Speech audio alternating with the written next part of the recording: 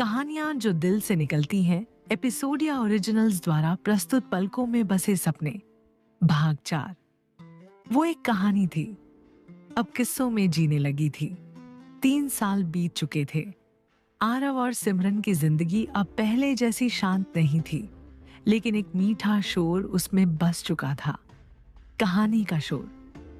वो बच्ची जो उन्हें गली के कोने से मिली थी, अब उनकी जिंदगी का सबसे गहरा हिस्सा बन चुकी थी।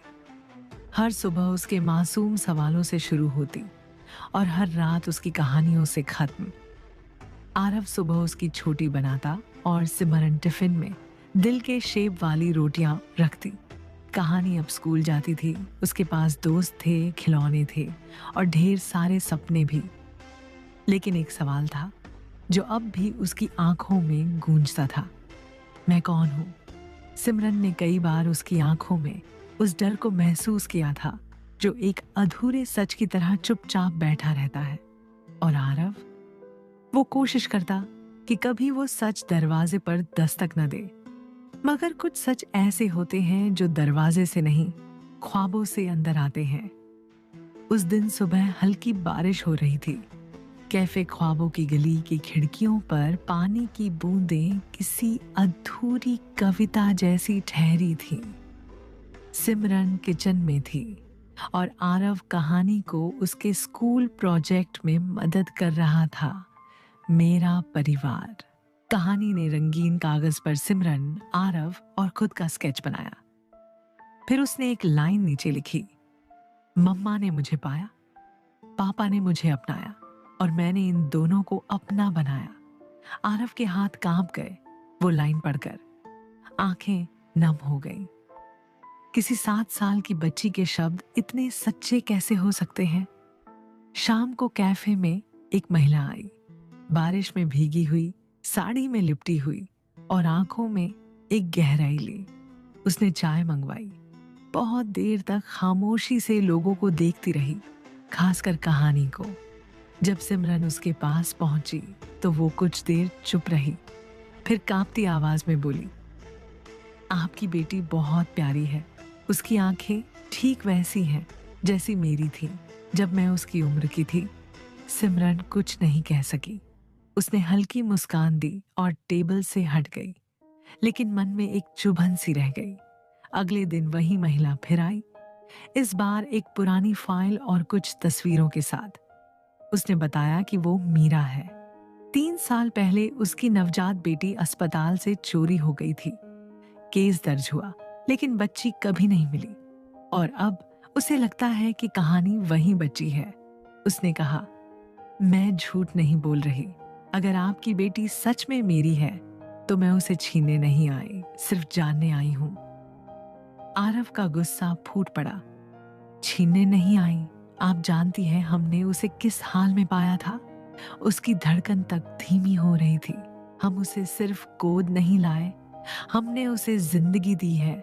मीरा की आंखों में आंसू थे और मैंने उसे जन्म दिया है। सन्नाटा। कैफे के कोने में बैठे 2 जज्बात टकरा रहे थे। एक जन्म देने वाली माँ का दर्द और एक पालने वाली माँ की जिद। डीएनए टेस्ट हुआ, रिपोर्ट आई।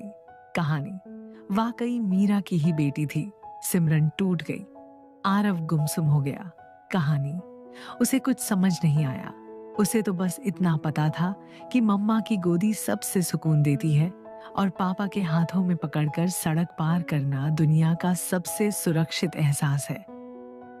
मीरा ने कभी दबाव नहीं डाला। वो बस हफ्ते में एक बार आती, दूर से कहानी को देखती और लौट जाती। एक दिन कहानी ने पूछा, पापा, वो आंटी मुझे देखती क्यों है ऐसे, जैसे मुझे जानती हो? आरव के पास कोई जवाब नहीं था, लेकिन अब उन्हें सच बताना ही था। रात को सिमरन ने कहानी को अपने पास बैठा कर कहा, बेटा, कभी कभी भगवान हमें किसी और के रास्ते भेजते हैं, जैसे तुम्हें हमारे पास भेजा।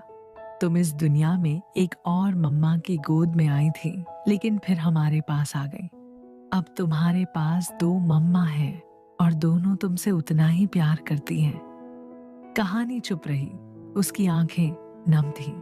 फिर बोली, क्या मैं दोनों के साथ रह सकती हूँ? सिमरन का गला भर आया। हाँ बेटा, बिल्कुल रह सकती हो। प्यार कभी बांटा नहीं जाता, वो बस और बढ़ता है। समय बीतता गया। कहानी अब समझदार हो रही थी। वो मीरा से मिलने लगी थी, लेकिन उसका घर वहीं था जहां सिमरन और आरव थे। मीरा की जिंदगी फिर से रंगों से भरने लगी थी, लेकिन उसने कभी कहानी को अपने पास लाने की जिद नहीं की। उसने बस एक रिश्ता मांगा, माँ जैसा, लेकिन दूर से। अब कहानी 17 साल की हो चुकी थी। वो अपनी पहली किताब लॉन्च कर रही थी। नाम था पलकों में बसे सपने। उसने मंच पर माइक थामा, सामने बैठे सैकड़ों लोगों की तरफ देखा, फिर अपनी माँओं की ओर। दोनों की आंखों में चमक थी। मुझे जन्म देने वाली माँ से मैंने सांसें पाई, और मुझे जिंदगी देने वाली माँ से मैंने जीना सीखा। मैं एक कहानी हूँ, और मेरी कहानी ने मुझे जीने का तरीका सिखाया। तालियों की गूंज में उसकी आंखें भर आईं, और सामने खड़े आरव के चेहरे पर वही मुस्कान थी जो तब भी थी जब उसने पहली बार उस बच्ची को अपनी गोद में उठाया था। समाप्त। पलकों में बसे सपने यहीं पर खत्म होती है, लेकिन कहानियां कभी पूरी तरह खत्म नहीं होती। वो बस एक नई सुबह का इंतजार करती हैं। एपिसोड या ओरिजिनल्स द्वारा प्रस्तुत जुड़े रहिए। अगली कहानी और भी करीब है आपका। ख्याल रखिए, सपनों को पलकों में संभालिए, और याद रखिए, आप हमारे सफर का हिस्सा हैं। शुभ विदा। फिर मिलेंगे एक नई कहानी के साथ।